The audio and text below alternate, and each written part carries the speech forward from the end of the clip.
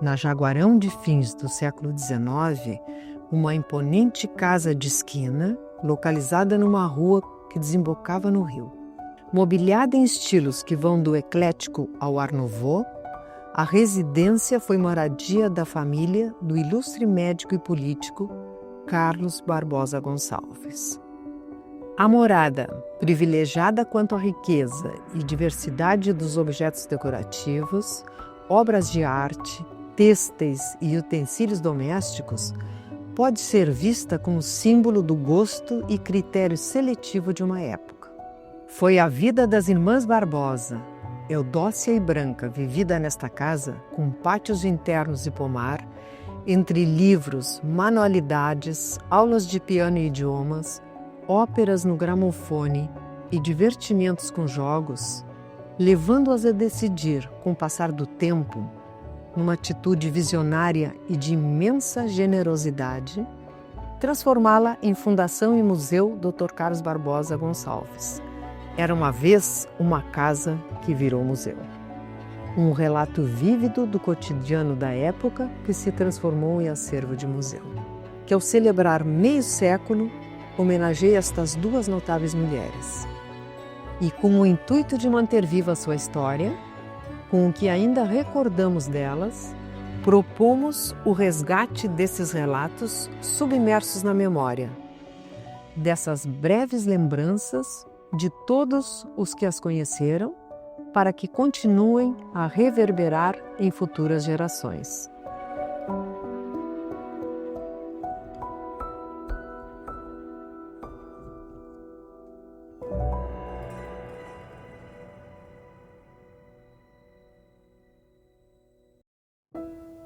Esta casa, museu, como hoje é chamada, e que eu preferia dizer, este palácio museu, deveu-se à paciência, o cuidado excessivo dessas duas irmãs que dedicaram a sua vida a cuidar deste patrimônio de uma fundação que veio de festejar seus 50 anos de existência. Foi um prazer imenso chegar aqui nesta casa maravilhosa. Morava aqui a dona Eudócia e a dona Branca. E essas duas senhoras eram de uma gentileza. E a minha tia Pepita era chapeleira, chamava-se naquela época, fazia chapéus. E a dona Branca e a dona Eudócia iam de carro, num Austin que elas tinham. E lembro que elas chegavam de luvas, com chapéuzinho. E a minha tia dizia, olha, fiquem quietos, porque as Barbosas vão vir aqui. Fiquem quietos. Eu era muito menina, tinha 12 anos, morava em Porto Alegre. Foi a única vez que eu estive perto das duas e elas entraram na casa e eu fiquei encantada, porque como eu sempre gostei muito de ler romance e novela, desde menina, pequena mesmo, eu já lia, eu já tinha alguma bagagem. Então, olhei para elas e tive a impressão que elas tinham saído de um romance. E as roupas delas eram entre cor de conhaque e marrom. Uma das lembranças que eu tenho da Dona Branca, embaixo da parreira, cortando gominhos de uva. E eu via assim sempre no olhar da Dona Branca uma pessoa muito serena, um olhar profundo. E depois, mais tarde, eu fiquei sabendo que ela seguia a espiritualidade dos vicentinos, era uma pessoa de muita oração. E a Dona Doquinha, muito mais viva, contando histórias, ela contava histórias assim com vivacidade. Dona Branca era uma pessoa extremamente religiosa, de missa diária. Já Dona Eudóxia não tinha este catolicismo fervoroso que tinha a irmã. Ela era uma conhecedora dos anos políticos em que viveu seu pai. Dona Doquinha era quem cuidava da estância da família, que hoje é o sustentáculo, o baço econômico financeiro a manter esta fundação.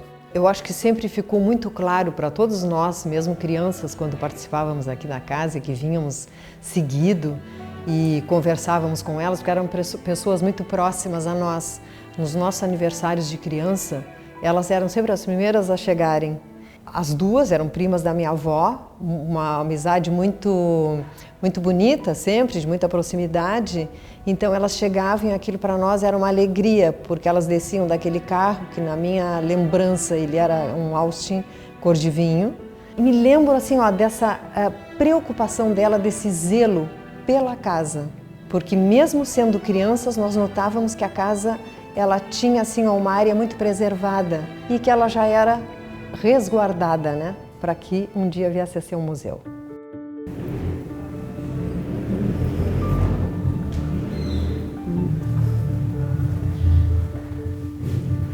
Da mesma coisa.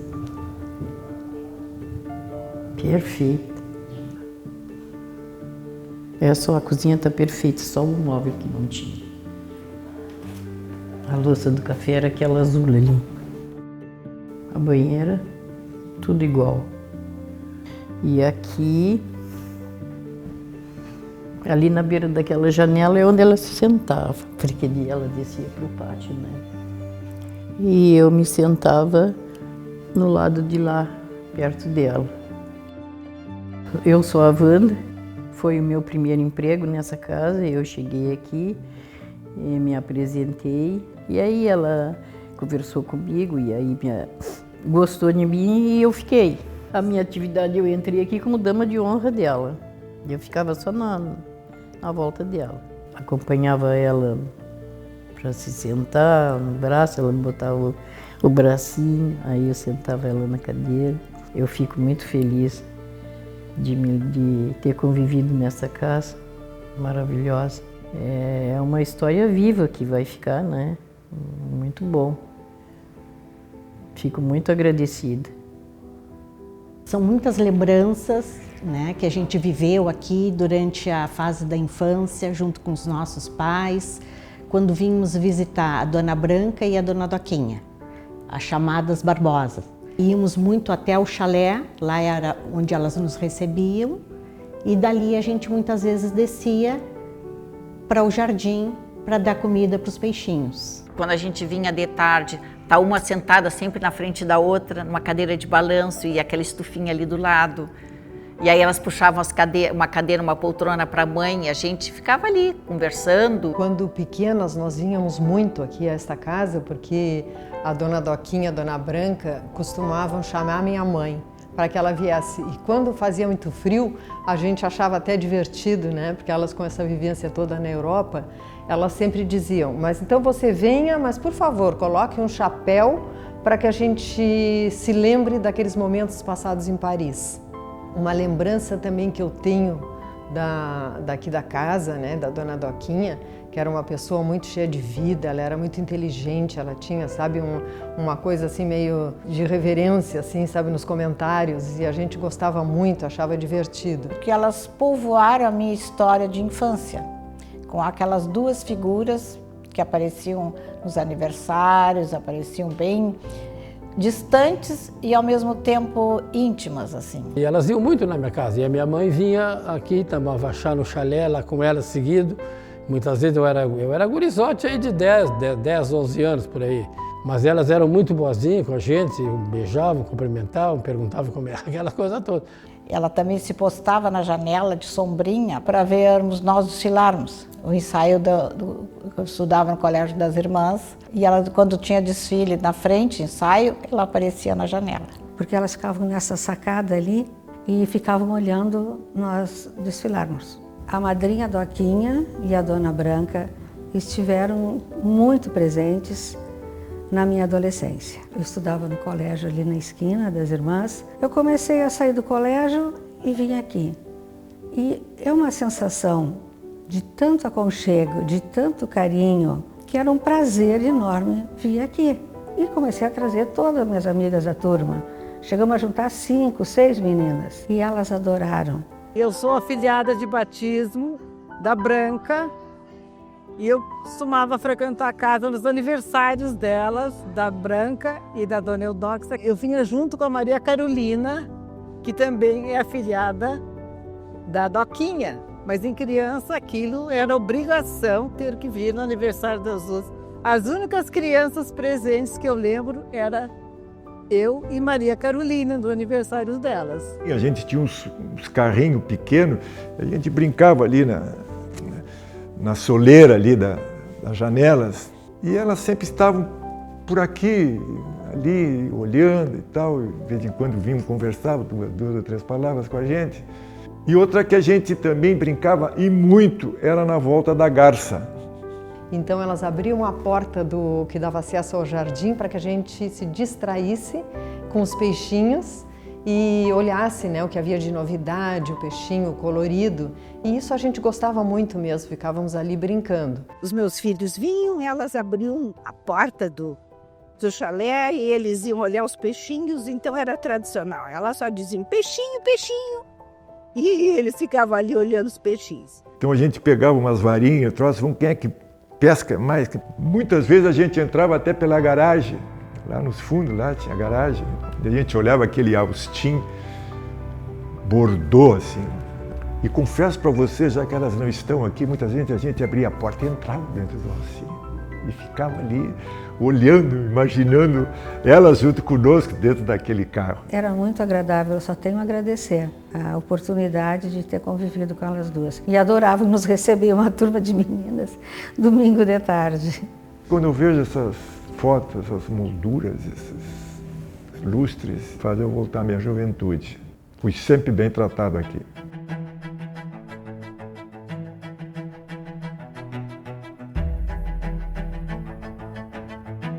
Mas eu me lembro que a gente entrava, uma casa suntuosa, assim, para guri, chamava atenção, né? Muito bem montada, móveis muito bonitos. Para ela isso aqui era um templo. Pessoas como Dona Branca e Dona Doquinha, portadoras de um tipo de requinte que não se encontra mais hoje. Ela era moderníssima para a época, não é? Porque mulher nem dirigia, ela dava de moto, de luvinhas e a Branca do lado, né? Elas tinham um alto, na época era Austin, era muito engraçado. Elas, as duas velhinhas andando daquele carro, eu achava elas um amor, né? A Doquinha que dirigia. E ela foi uma mulher na frente do tempo. Ela foi uma mulher destemida, né? E ela parecia uma personagem extraída de algum romance de Agatha Christie, porque vestia-se como uma inglesa.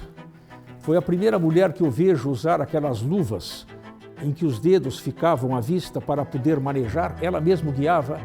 Ela tinha um Austin A70, era um automóvel inglês, e nele que ela se deslocava nas idas dela à fazenda. Criança marca essas coisas, né? Aquela pessoa, aquela mulher dirigindo e nos dando carona. Ela percorria os campos, ela não andava a cavalo, eu acho. Todo mundo subia no cavalo e percorria. E ela ia de moto. Não poderia deixar de mencionar um gesto delas muito nobre com a questão da educação. Sempre foi uma grande preocupação que elas tiveram, presenteando muitos jovens com bolsas de estudo. E ela começou a se preocupar com o que eu ia fazer no futuro, com o que eu me sentiria bem em trabalhar e que eu fosse estudar, fazer uma carreira para trabalhar no que me fosse prazeroso. Eu gostava muito de ler, né? Eu tinha paixão para ler. E ela disse, eu vou te matricular aí no Colégio das Freiras porque eu acho que tu é muito inteligente. Eu vou te dar uma bolsa de estudo que para ti estudar até o teu último grau que tu queira estudar. Ela me ensinou muita coisa, me instruiu. Eu não sou muito de ler, eu gosto de ouvir e de escutar rádio. Ela me incentivou, porque ela me ensinou muito, assim, de instrução, né? Como ela era muito instruída, eu aproveitei bastante essa parte dela. Em 1955, elas doaram um terreno em memória da dona Carolina, e nesse terreno eles construíram uma escola, tá? Construíram casas, que é só para idosos, né? Eram as casas. Aí se formou a família Vicentino, onde a Dona Branca entrou, a Dona Eudócia, em memória da Dona Carolina. Inclusive no testamento, depois a Dona Eudócia deixou no testamento que a fundação tem que ajudar a comunidade. E vocês imaginem, né, em 1955 construiu uma escola num bairro, numa periferia, e eles ajudaram muito, muitas famílias foram ajudadas. Eles cunhavam as moedas, tá, de diversos valores de 5, 10, 50, E aí os pobres ganhavam essas moedas. E eles iam e compravam. Aí no açougue, na farmácia. Aí depois os vicentinos passavam lá, recolhiam as moedas e pagavam. Então os vicentinos faziam promoções e arrecadavam doações. Essa família tinha tanta ligação com os vicentinos, né? Que é o ponto quando a dona Eudócia cria a Fundação Carlos Barbosa, ela coloca no seu testamento para seguirem ajudando a comunidade de São Vicente, né?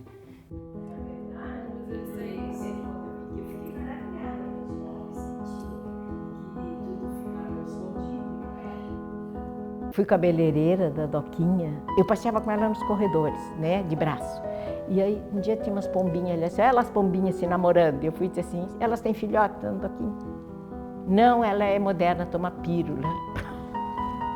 A gente entrava por aquela porta que é a última que tem daqui para lá e entrava já direto no corredor, né? E ia para o chalé, porque isso aqui tudo, os móveis todos eram tapados. Eu vim conhecer isso aqui depois que foi o museu.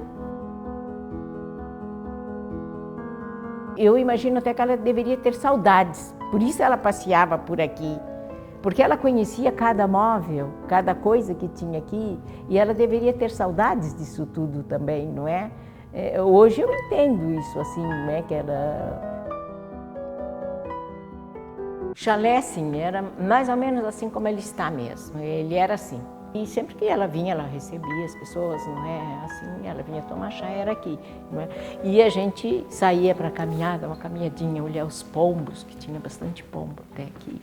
E a gente caminhava por aqui, por esse corredor, o banheiro, não é? Eu fazia o pé dela, cortava os cabelos, tudo era no banheiro, tudo era aqui nesse banheiro, né? Aconteceu uma vez que ela disse, muito engraçado assim, hoje nós temos que ficar encerrada no banheiro. E eu perguntei para ela assim, por que, dona Doquinha? Porque tem homem na casa, mas cadê o homem? Está lá o jardineiro. O jardineiro estava lá no jardim, né? Mas para ver como eram as coisas, né? Era vergonhoso até mostrar o pé.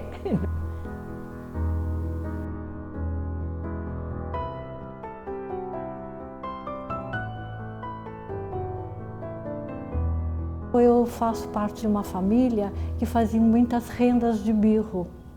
E essas rendas, a gente tem o catálogo, né, com todas essas informações e muitas coisas as Barbosas aqui pediam para a família minha fazer trazer, ou não sei se traziam, para elas escolherem como é que era a função. E também citei aqui o pé, que é onde elas fabricavam as rendas, né? Porque foi muito depois que a minha avó começou a me mostrar as coisas que ela faziam e me comentava. E muitas vezes eu vinha, quando guria, muito pequena, eu vinha visitar as Barbosas.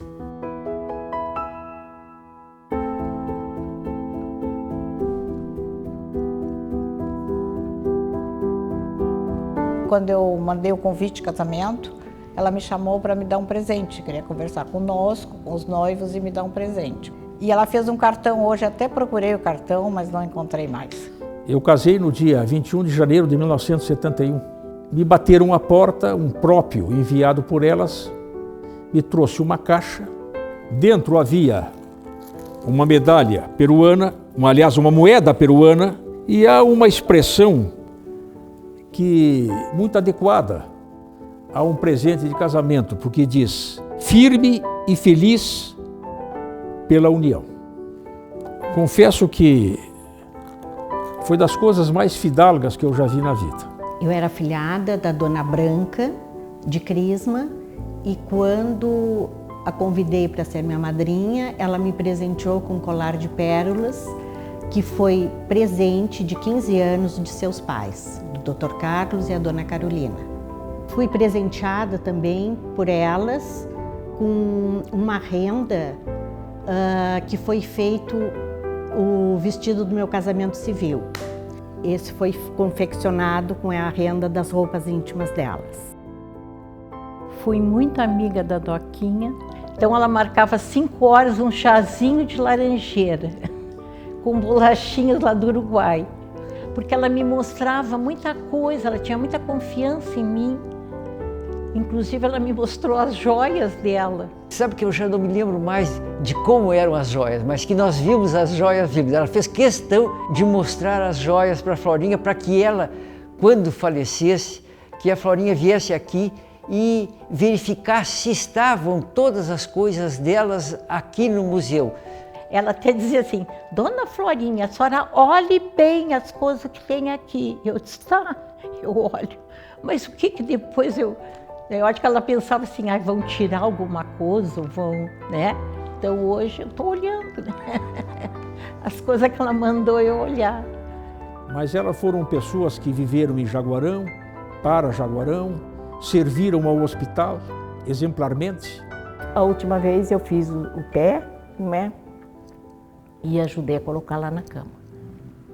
E ali ela não levantou mais.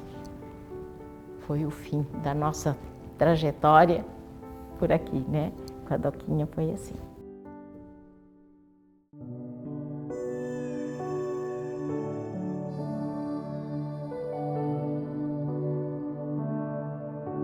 Eu passei muitas horas da minha vida aqui sentada numa linha da Doquinha, aqui nós sentávamos com minhas amigas, adolescentes, 12, 13 anos, depois do matiné, e a valinha da Doquinha e a Dona Branca sentavam, nos serviam o bolo com o guaraná.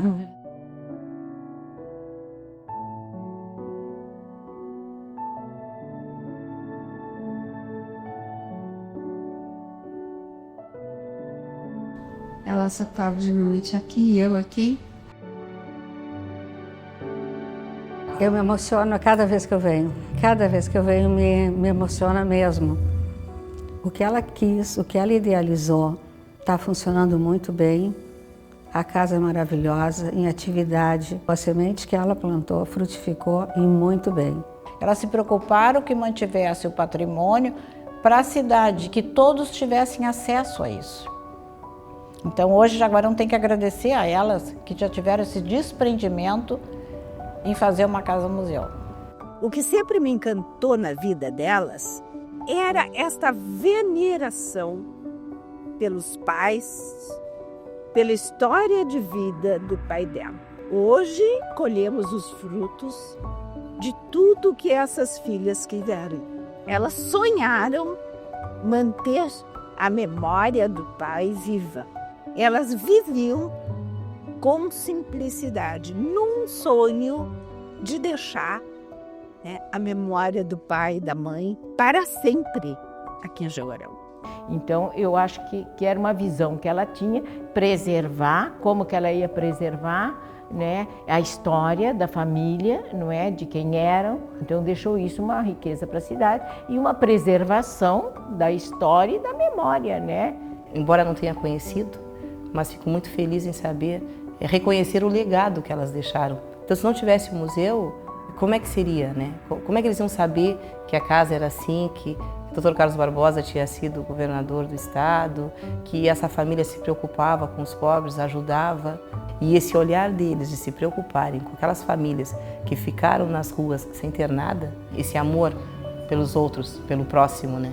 E aí tá a prova o museu, tá a prova a caridade que eles fazem até hoje. Eu vi o trabalho do meu pai e da minha mãe na época que não tinha, sabe, tudo que tem hoje, né, de todo esse estudo de casa-museu.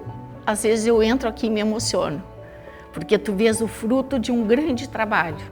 Eu sinto assim uma satisfação muito grande estar aqui, porque se nós olharmos o Brasil num todo, essa fortuna de arte, isso é uma dádiva dessa família, principalmente se nós olharmos no aspecto político, que foi Carlos Barbosa Gonçalves, e deixou um legado a essa família e um legado à nossa querida Jaguarão.